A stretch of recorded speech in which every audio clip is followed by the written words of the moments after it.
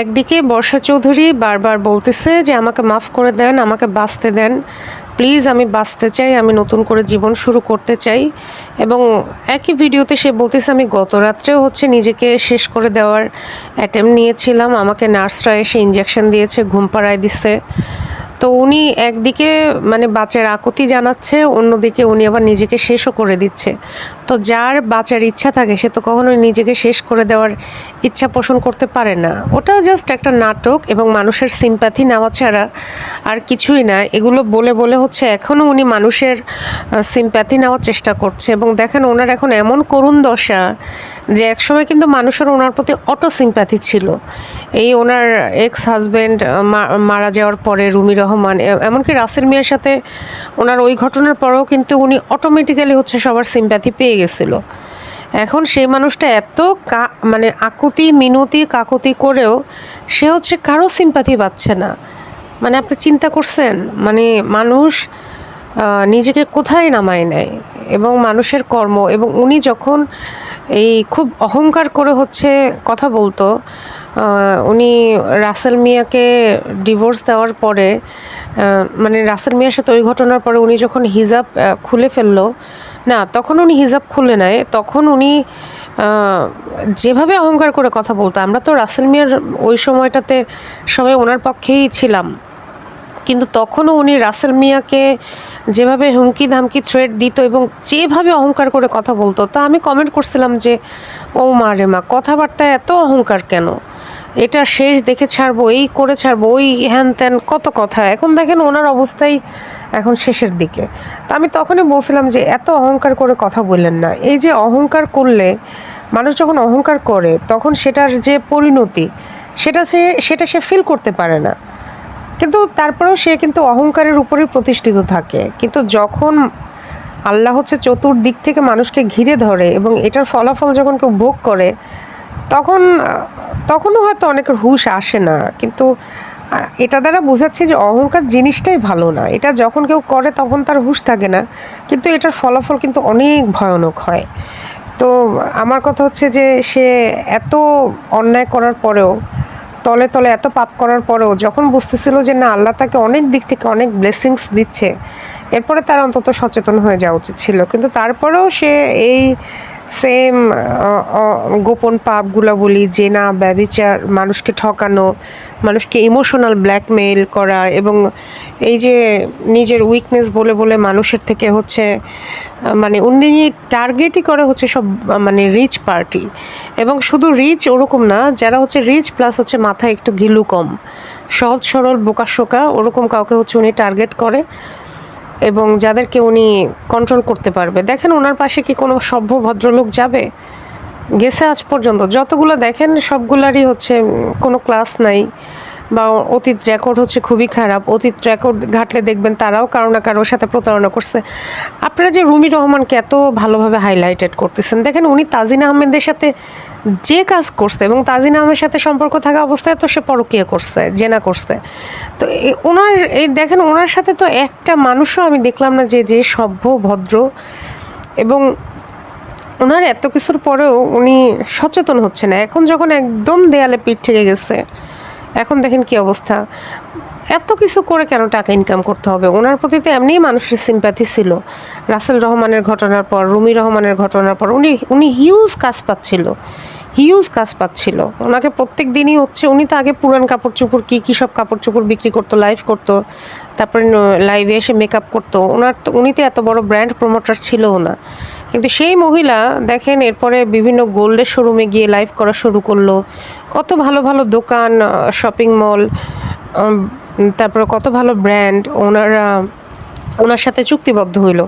উনি ব্লেসিংসগুলা ধরে না রেখে উনি অহংকার করে কথা বলা শুরু করলো এবং উনি সেম পথে আবারও হাঁটলো অ্যাগেইন অ্যান্ড অ্যাগেইন। কীভাবে সম্ভব? ওই যে বললো না মাহমুদ সানি যে তোমার এত জ্বালা, তোমার আসলে কয়টা লাগে? এমন যদি হইতো যে না মহিলার বাচ্চা কাচ্চা নাই, মহিলা একা মানুষ, গতি নাই, বাপ নাই, ভাই নেই, ওনার তো 2টা ভাইও আছে, তো সেই ভাইগুলো কি আকাইম্মা ভাদাইম্মা সেগুলো কিছু করে না? ওনার একার দায়িত্ব, কেন ওনার ভাই দুইটা কিছু করে না? এখনকার দিনে তো টিউশনি করলেও তো হচ্ছে অনেক টাকা পাওয়া যায়। অনেকেই তো ঢাকা শহরে হচ্ছে টিউশনি করে আমরা নিজেরাই হচ্ছে টিউশনি করে করে আমাদের পড়াশোনার খরচ চালাইছি। আমার ছোট 2 বোন আজীবন টিউশনির টাকা হচ্ছে নিজেদের সেমিস্টার ফি দিছে। প্রত্যেক মাসে মাসে 15,000 20,000 টাকা ইনকাম করছে, নিজেরা নিজেদের গয়না বানাইছে, নিজেদের কাপড় চোপড় যত সকাল রাত সব আমরা টিউশনির টাকা। সেই ভোর সকাল 7টা বাজে ব্যাচ পড়ানো শুরু হইতো আর রাত 10টা বাজে শেষ হইতো। আবার 10টার পরে মানে সন্ধ্যার পরে হচ্ছে মানুষের বাসায় গিয়ে পড়াইতো, আর এর আগে বিকাল পর্যন্ত হচ্ছে ব্যাচ থাকতো। এর মাঝে আবার ক্লাস করতো। দুপুর 12টা থেকে হচ্ছে বিকাল 4টা পর্যন্ত ক্লাস ছিল, 11টা থেকে।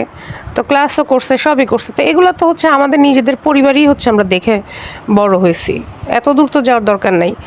তারপরে আমার বোনের যে হাজব্যান্ড, বোন জামাই, সেও সেই মেট্রিক পাস পরীক্ষা দিয়ে হচ্ছে ঢাকা শহর চলে গেছে, টিউশনি করে করে সে পড়াশোনার খরচ চালাইছে, ফ্যামিলির বড় ছেলে। তারপরে হচ্ছে আমার মেজ বোন জামাই, সেও হচ্ছে ওই টিউশনি করে করে নিজের ইঞ্জিনিয়ারিং পড়ার খরচ চালাইছে। কারণ বাবা মায়ের তো, যেসব বাবা মায়ের টাকা পয়সা কম থাকে বা টাকা পয়সা বেশি থাকুক, আমার কথা হচ্ছে যাদের মেরুদণ্ড আছে, আত্মসম্মান আছে, এই যুগে আমার মনে হয় না তারা কেউ হচ্ছে ঘরে বসে বসে। আপনি দেখেন নায়ক সিয়াম আহমেদের ইন্টারভিউটা দেখেন, ওই দিনকার RJ কিবরিয়ার শোতে গিয়ে যে বলল যে আমি যখন ইন্টার পড়ি তখন থেকে হচ্ছে আমি টিউশনি করি। অথচ উনি কিন্তু ঢাকা বিশ্ববিদ্যালয়ের চান্স পাওয়া ছেলে। উনি কিন্তু সিয়াম কিন্তু ঢাকা বিশ্ববিদ্যালয়ে চান্স পাইছিল, সেখানে সে 1 বছর পড়াশোনাও করছে, এবং সে কিন্তু বাবা মায়ের একমাত্র সন্তান, এবং তার বাবা মা দুজনেই কিন্তু চাকরিজীবী। তারপরেও এই ভদ্রলোক হচ্ছে টিউশনি করে করে হচ্ছে চলছে। তো আমরা কোথাকার কে? তো বর্ষা চৌধুরীর আপন 2টা ভাই আছে, তো ওরা কি টিউশনি করতে পারতেছে না? দেখতেছে বড় বোনটার হচ্ছে 2টা সন্তান আছে, তো তার তো ওই সংসার মানে ওই সন্তানদের খরচ, আর 2টা সন্তানের আর কী বা এমন খরচ। তো আমার কথা হচ্ছে ভাইগুলো কিছু করতেছে না কেন? আর নাকি আসলে উনি এগুলো বলে বলে হচ্ছে মানুষের সিম্প্যাথি নেই। উনি বলে যে সেদিনকাও হচ্ছে লাইভে বলল মুন্না খানের সাথে 10 লাখ টাকা বর্ষা চৌধুরীর জন্য কোনো ব্যাপারই না। তো এখন উনি 10 লাখ টাকা তাহলে কই গেল? 10 লাখ টাকা দিয়ে তো মানুষের 2 বছর চলে, মানে মাসে যদি 50,000 টাকাও খরচ হয়, কথার কথা বলতেছি, একেবারে 50,000 টাকা দিয়ে মধ্যবিত্ত ফ্যামিলি খুব ভালোভাবে চলা যায়, খুবই ভালোভাবে চলা যায়। তো তারপরেও তো ওনার এখন আবার উনি এই কথা কেন বলতেছে? ওনার কি জমা টাকা ব্যাংকে এমন নাই যে উনি চলতে পারবে, ফিরতে পারবে? উনি দরকার হলে নিজে একটা শোরুম দেখ না, উনি ব্র্যান্ড প্রমোটার না হয়ে উনি নিজেও তো শোরুম দিতে পারে 10 লাখ 20 লাখ টাকা খরচ করে। ওখান থেকে তো মাসে মাসে ভালো প্রফিট আসার কথা। মানে শর্টকাটে আসলে বড় লোক হওয়া যায় না। আমি দেখছি প্রত্যেকটা আপনি ভাইরাল হবেন, সেটার মেয়াদ থাকবে হায়েস্ট 2 মাস 3 মাস, এরপর আপনি কিন্তু ভ্যানিশ হয়ে যাবেন। আপনার যদি নিজের কোয়ালিটি না থাকে, পরিশ্রম না থাকে, সততা এবং যোগ্যতা, অফকোর্স কিন্তু যোগ্যতাও থাকা লাগবে। আপনার যোগ্যতা নেই কিন্তু আপনি খালি পরিশ্রম করেই যাচ্ছেন, আকামের পিছে হচ্ছে আপনি পরিশ্রম দিচ্ছেন, মেধা, মানে ওটাতে কিন্তু কোনো বেনিফিট আসবে না। আপনার যোগ্যতা থাকা লাগবে, মেধা, পরিশ্রম সবই থাকা লাগবে। কিন্তু আপনি যদি কুবুদ্ধি নিয়ে চলেন, শর্টকাটে বড়লোক হইতে চান, তারপরে হচ্ছে এই বড়লোক পার্টি ধরবেন, সেখান থেকে আপনি টাকা কামাবেন, মানে এগুলো আসলে হয় না। আর ডিএ তাইব ভাইয়ার পাবলিক ইমেজ আমি জানি না কদ্দূর কি আছে বাকি। ভাই তাও মান সম্মানের চোখে আপনাকে সবাই দেখে। দয়া করে এই মহিলার কী রকম ভাই আপনি লাগেন আমি জানিও না, আল্লাহর দোহাই লাগে এই মহিলার নিয়ে আর কোনো কথা বললেন না, এই মহিলার আশেপাশেও থাকেন না। কোনো মানে একমাত্র মহিলা মনে এই মহিলাই আমি দেখলাম, আমি জানি না হয়তো বাস্তব জীবনে আরও থাকতে পারে, যে উপকার করলে সেই উপকারীর হচ্ছে গলা টিপে ধরে, এবং সেই উপকারীর হচ্ছে পরে অপকার করে এবং তারে ফাঁসায়। আমি এরকম এক্সাম্পল মানে খুবই কম দেখছি আমার নিজের লাইফে। আমি আছে 2-1 জন পরিচিত, কিন্তু তাই বলে এইরকমভাবে যে তোমার উপকার করে, যে পাশে থাকে, তুমি তারই ফাঁসাও এবং সেই তোমার কারণে বিপদে পড়ে। এবং তুমি ভাই যেইভাবে ঘন ঘন ভিডিও করছো পার্সোনাল মোমেন্টের মুন্না খানের সাথে, আমরা ভাই আমাদের জামাইদের সাথেও আমাদের এরকম ভিডিও নাই। আল্লাহর কসম করে বলতেছে, আমাদের যে হালাল জামাই তাদের সাথেও তো আমাদের এরকম ভিডিও নেই, এবং আমরাও তো এই ভিডিও করতে আমাদের বিব্রত লাগে যে কী রে জামাই বউ রোমান্স করতেছি বা জামাই খালি গায়ে ঘুরতেছে, এইগুলোর আবার ভিডিও কিসের জন্য করব, জামাই গোসল করে বের হইছে। আমরা তো এগুলো ভিডিও করার প্রয়োজন মনে করি না। বাংলাদেশে লাখ লাখ কোটি কোটি কাপল, কয়জন কাপলের ফোনে হচ্ছে জামাই বউয়ের এত রোমান্টিক মোমেন্ট থাকে, এগুলো ভিডিও করতেও তো বিব্রত লাগে, এগুলো ফোনে রাখতেও তো বিব্রত লাগে। আমার ফোনে আমার হয়তো ওড়না ছাড়া দুই একটা পিকটিক থাকতেও পারে, কিন্তু আমার জামাইয়ের ফোনে থাকলে আমি খুবই এটা ইনসিকিউর ফিল করতাম। কারণ আমার জামাই অফিসে চাকরি করে, তার কলিগরা হয়তো কাজের পারপাসে ফোন ধরতে পারে বা অন্যান্য ব্যাপার থাকতে পারে। মানে আমার জামাইয়ের ফোনে আমার পার্সোনাল ছবি থাকবে, মানে একটু মাথায় কাপড় টাপড় ছাড়া বা গায়ে ওড়না ছাড়া, ওইটাও আমি সেফ মনে করতাম না। আমি বলতাম এই ছবি ডিলিট করো বা এগুলো কাউকে দেখাও না। আমি বারবার ওকে ওয়ার্নিং করছি যে আমার পার্সোনাল ছবি ভিডিও কেউ যেন না দেখে, এটা আমার ওকে বারবার বলা আছে। তো সেখানে হচ্ছে এই বর্ষা চৌধুরী এইসব মানে আমার নিজের ছবি হচ্ছে আমার জামাইয়ের মোবাইলে থাকলেও আমি সেটা সেফ মনে করি না। এর মানে এই না যে আমি আমার জামাইকে সেফ মনে করতেছি না, আমি বলতেছি যে সে যেহেতু চাকরি করে বাইরে থাকে, তার বোনটোন আছে, বলা যায় না। মানে আমি ওইটুকু আনইজি ফিল করি যে আমার ছবি হচ্ছে অন্য কেউ দেখবে, পার্সোনাল ছবি। তো সেখানে হচ্ছে মানে আমি ভাই জানি না এরা কী রুচির, এদের পারিবারিক শিক্ষা কী, মানে এইটুকু লজ্জা শরম হায়া যদি কারো না থাকে, এবং এইটুকু যদি মানে আমি আসলে আর এগুলো নিয়ে কী বলবো। এই বর্ষা চৌধুরীকে যদি এখন মানুষ মাফ করে দেয়, তাইলে আমার মনে হয় এটা খুব বড় একটা অন্যায় হয়ে যাবে। কারণ সব অপরাধের কিন্তু ক্ষমা হয় না। এই ক্ষমাটা যদি সে পেয়ে যায়, এই অন্যায়টা সে অ্যাগেইন অ্যান্ড অ্যাগেইন করবে, আবারও নতুন কোনো পার্টনার ধরবে, এবং সে কিন্তু রিপিটেডলি এটা করে যাবে। তাই এখন থেকেই সচেতন হওয়া উচিত, এবং তার অ্যাগেনস্টে আসলেই শক্তপোক্তভাবে তাকে ধরা উচিত।